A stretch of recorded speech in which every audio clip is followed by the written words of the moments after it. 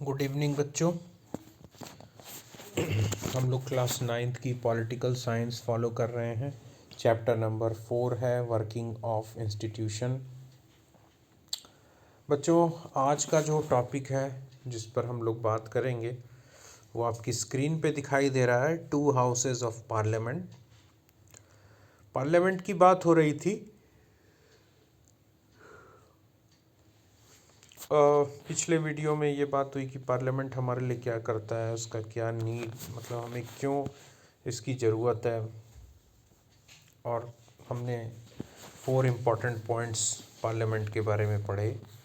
ये जो आपकी स्क्रीन पे दिखाई दे रहा है कि पार्लियामेंट जो है वो क्या करता है हमारे लिए, एक डेमोक्रेसी में पार्लियामेंट की क्यों ज़रूरत होती है। ठीक है बच्चों, आज है जो पार्लियामेंट में 2 हाउसेज होते हैं, राज्यसभा एंड लोकसभा, उनके बारे में आपको बताया जाएगा।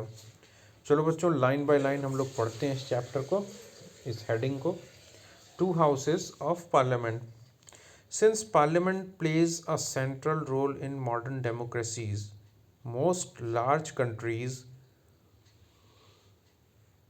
divide the role and powers of parliament in 2 parts. चूँकि पार्लियामेंट एक केंद्रीय भूमिका निभाता है आधुनिक लोकतांत्रिक देशों में, तो अधिकतर जो बड़े देश हैं उन लोगों ने पार्लियामेंट की जो भूमिका है उसको 2 भागों में बांटा है। दे आर कॉल्ड चैम्बर्स और हाउसेस। ठीक है, तो इसलिए पार्लियामेंट के जो भाग होते हैं, जो पार्ट होते हैं, उनको चैम्बर या फिर हाउस कहा जाता है, सदन। One house is usually directly elected by the people and exercises the real power on behalf of the people. Parliament का एक हाउस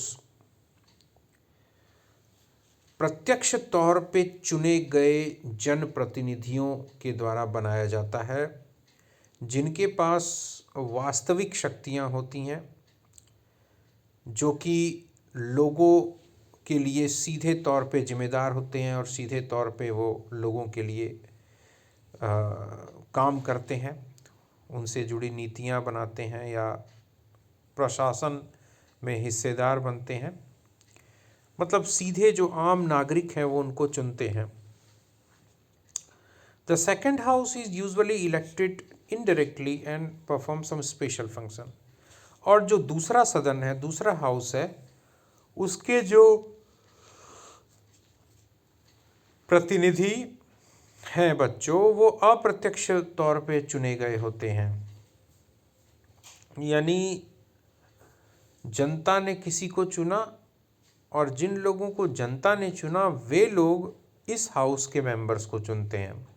तो इसलिए इनडायरेक्टली हुआ, अप्रत्यक्ष रूप से हुआ। ठीक है, और ये जो हाउस होता है बच्चों, इस हाउस के जो प्रतिनिधि होते हैं, मेंबर होते हैं, सदस्य होते हैं, वो भी कुछ विशेष कार्यों के लिए होते हैं।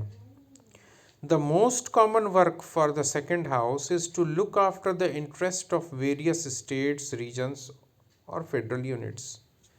जो सबसे मेन वर्क है, मुख्य वर्क है, मुख्य काम है, जो कॉमन वर्क है, कह लो आप most common work second house का, यानी दूसरे सदन का, जो जिसमें कि जो मेंबर हैं वो इनडायरेक्टली चुन के आए हैं, अप्रत्यक्ष रूप से चुन के आए हैं, उसका काम होता है विभिन्न राज्यों के हितों का ध्यान रखना,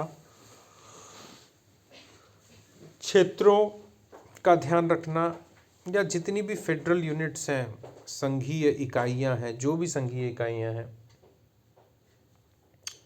संघीय इकाई का मतलब यहाँ पर हमारा देश एक संघ शासित देश है, एक संघ है, फेडरेशन है, एक फेडरल स्ट्रक्चर हमारे यहाँ काम करता है। यानी हमारे यहाँ एक भारत सरकार है और इसके अलावा विभिन्न राज्य सरकारें हैं, है ना। 28 राज्य हैं और 9 केंद्र शासित प्रदेश हैं, तो ये सब फेडरल यूनिट्स कहलाएंगी, संघीय इकाई कहलाएंगी। तो हर संघीय इकाई के बारे में, उसके हित के बारे में, है ना, उसको ध्यान में रखना, उससे जुड़े फैसले लेने में अपना रोल, अपनी भूमिका अदा करना, ये सेकंड हाउस का ये भी एक कॉमन वर्क है।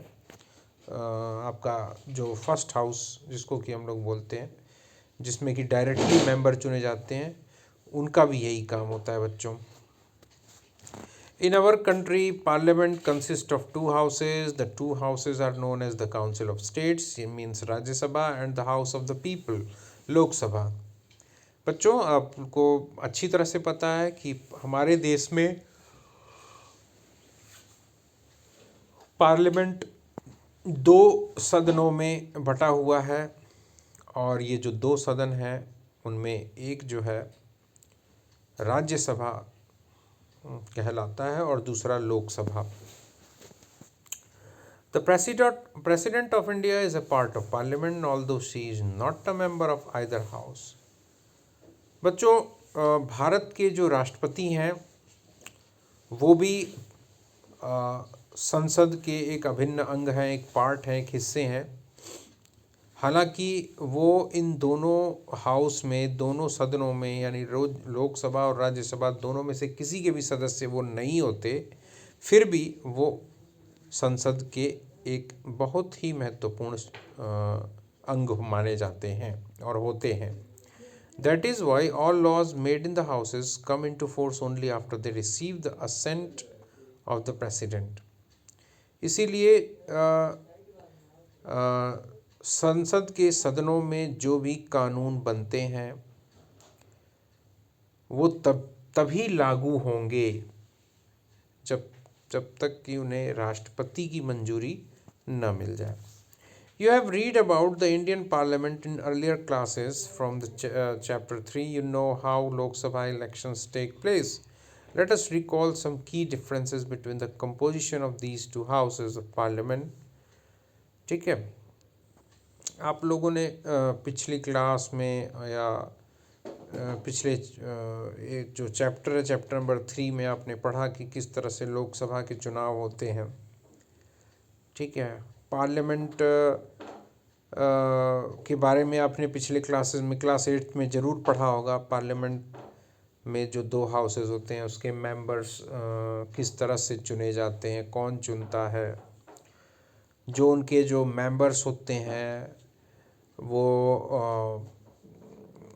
अलग अलग कॉन्स्टिट्यूएंसीज़ होती हैं, यानी संसदीय क्षेत्र होते हैं। वो जो संसदीय क्षेत्र होते हैं वो पॉपुलेशन के अकॉर्डिंग बनाए जाते हैं। जनसंख्या के आधार पर संसदीय क्षेत्रों का निर्धारण होता है और फिर वहाँ से जो जनप्रतिनिधि चुने जाते हैं, ठीक है, वो इलेक्शन, कॉमन इलेक्शन के थ्रू, ठीक है, ये सारी चीज़ें आपने, और उनका जो टेन्योर होता है, टेन्योर के बारे में भी, यानी कार्यकाल जो होता है उसके बारे में भी आपने पिछली क्लासेस में पढ़ा होगा। ठीक है, और बहुत सारी चीज़ें पढ़ी होंगी। देखो, अब कुछ क्वेश्चंस हैं जिनको जब हम रिकॉल करेंगे तो हमें बहुत सारी चीज़ें याद आ जाएंगी। पहला है, what is the total number of members. Total number of members parliament में कितने होते हैं, लोकसभा और राज्यसभा में अलग अलग। हु इलेक्ट द मेंबर्स, इन सदस्यों को कौन चुनता है। What is the length of the term, यानी कार्यकाल जो होता है लोकसभा का और राज्यसभा का कितने कितने वर्ष का होता है। Can the house be dissolved और इट्स परमानेंट, क्या जो दोनों हाउसेस हैं, दोनों हाउसेस जब इनका समय पूरा हो जाता है या समय पूरा नहीं भी हुआ उससे पहले, क्या इन हाउसेस को, इन सदनों को भंग किया जा सकता है, डिसॉल्व किया जा सकता है, या कोई ऐसा भी हाउस है जो कि परमानेंट होता है, जिसको जो डिसॉल्व नहीं हो सकता, जो भंग नहीं होता। ऐसी करके बहुत सारी चीज़ें आपने पढ़ी होंगी, तो आप रिकॉल कर लीजिए बच्चों। 545 मेंबर्स हमारे लोकसभा में हैं, 250 मेंबर्स राज्यसभा में हैं। इन मेंबर्स को, जैसे लोकसभा के मेंबर्स जो हैं डायरेक्टली जो वोटर्स होते हैं, जो कॉमन वोटर्स होते हैं, भारत के नागरिक होते हैं, वो सीधे तौर पे वोट डालते हैं और चुनते हैं।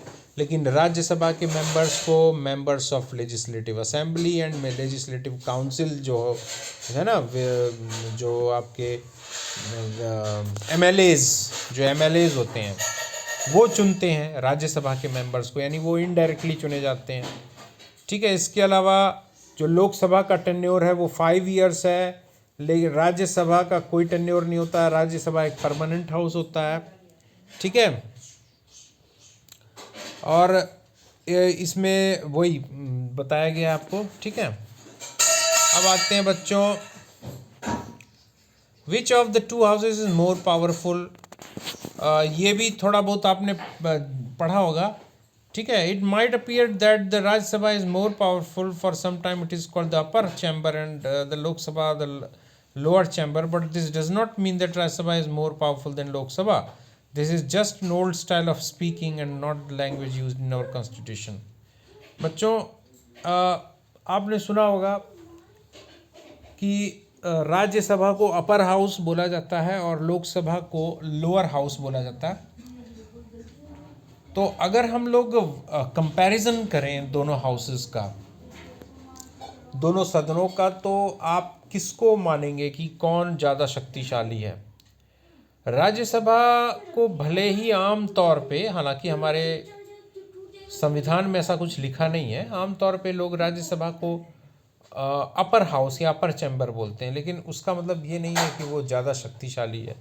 बच्चों लोकसभा जो है वो ज़्यादा पावरफुल है, ज़्यादा शक्तिशाली, उसके पास राज्यसभा के कंपैरिजन में, उसकी तुलना में ज़्यादा शक्तियां हैं।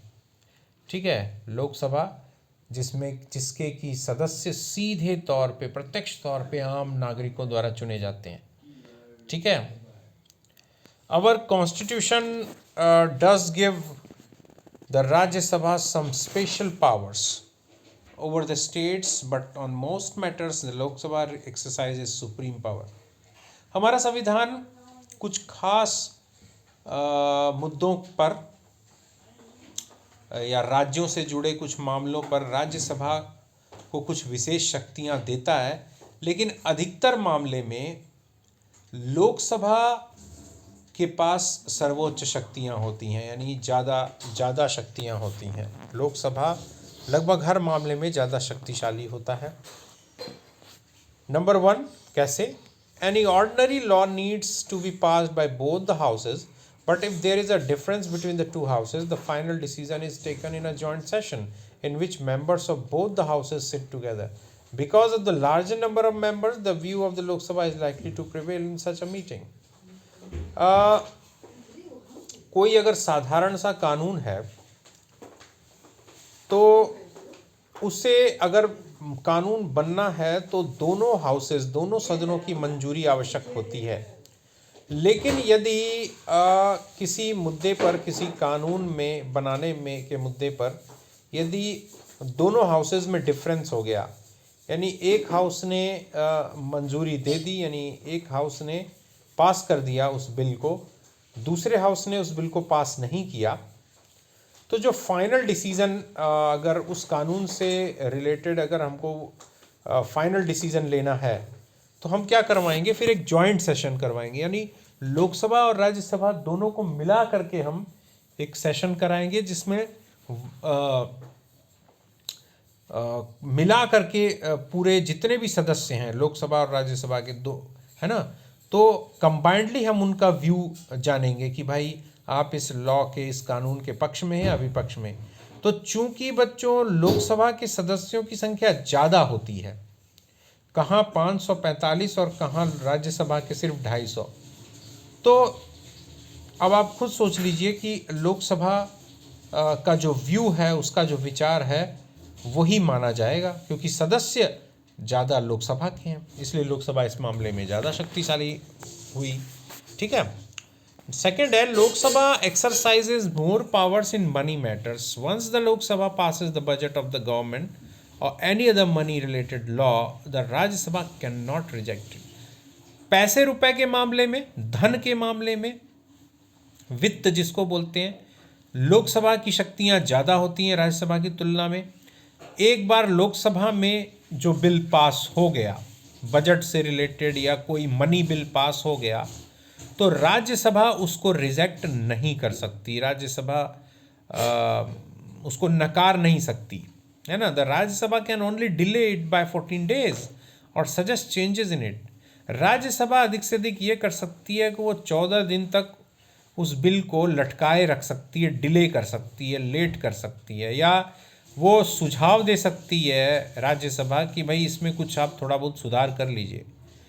द लोकसभा मे और may not accept these changes, और लोकसभा चाहे तो उन परिवर्तनों को मंजूर करे या फिर न करे, ये लोकसभा की मर्जी है। कहने का मतलब लोकसभा इस मामले में भी ज़्यादा शक्तिशाली होती है बच्चों। Third, most importantly, the Lok Sabha controls the Council of Ministers. Only a person who enjoys the support of the majority of the members in the Lok Sabha is appointed the Prime Minister. सबसे महत्वपूर्ण बात ये होती है बच्चों कि लोकसभा मंत्री परिषद को नियंत्रित करती है। जो प्रधानमंत्री और उसकी जो मंत्री परिषद होती है बच्चों, है ना, उस पर लोकसभा का नियंत्रण होता है और प्रधानमंत्री वही बन सकता है या वही बने रह सकता है जिस पर लोकसभा विश्वास करती है। लोकसभा का विश्वास प्रधानमंत्री बनने रहने के लिए सबसे ज़्यादा जरूरी होता है, ठीक है। If the majority of the Lok Sabha members से they have no confidence in the council of ministers, all ministers including the prime minister have to quit. The Rajya Sabha does not have this power. और सबसे महत्वपूर्ण बात कि अगर लोकसभा के सदस्यों ने ये कह दिया कि हमें प्रधानमंत्री और उनकी मंत्री परिषद में विश्वास नहीं है, तो कंबाइंडली यानी पूरी काउंसिल ऑफ मिनिस्टर, पूरी मंत्री परिषद इंक्लूडिंग प्रधानमंत्री, सबको इस्तीफा देना पड़ेगा, त्याग पत्र देना पड़ेगा, अपने पद से हटना पड़ेगा। तो है ना, राज्यसभा के पास ऐसी कोई पावर नहीं है। तो अब आप सोच लो कि मोस्ट पावरफुल हाउस कौन है। डेफिनेटली वो लोकसभा है। बच्चों आज का वीडियो यहीं तक, और कल के वीडियो में हम लोग पॉलिटिकल एग्जीक्यूटिव्स 4.3 को डिस्कस करेंगे। आज हमने जाना कि किस तरीके से जो दो हाउसेस होते हैं बच्चों, पार्लियामेंट के, राज्यसभा और लोकसभा, उनके बारे में हमने जाना, उनको हमने एक समराइज़ किया, उनका कंपैरिजन किया, और किस तरह से हमने ये पाया कि लोकसभा जो है राज्यसभा और लोकसभा में जो लोकसभा है वो ज़्यादा शक्तिशाली है, ज़्यादा पावरफुल है, ठीक है बच्चों। रात काफ़ी हो चुकी है और अब हम लोग विदा लेते हैं, कल फिर मिलेंगे। Okay, good.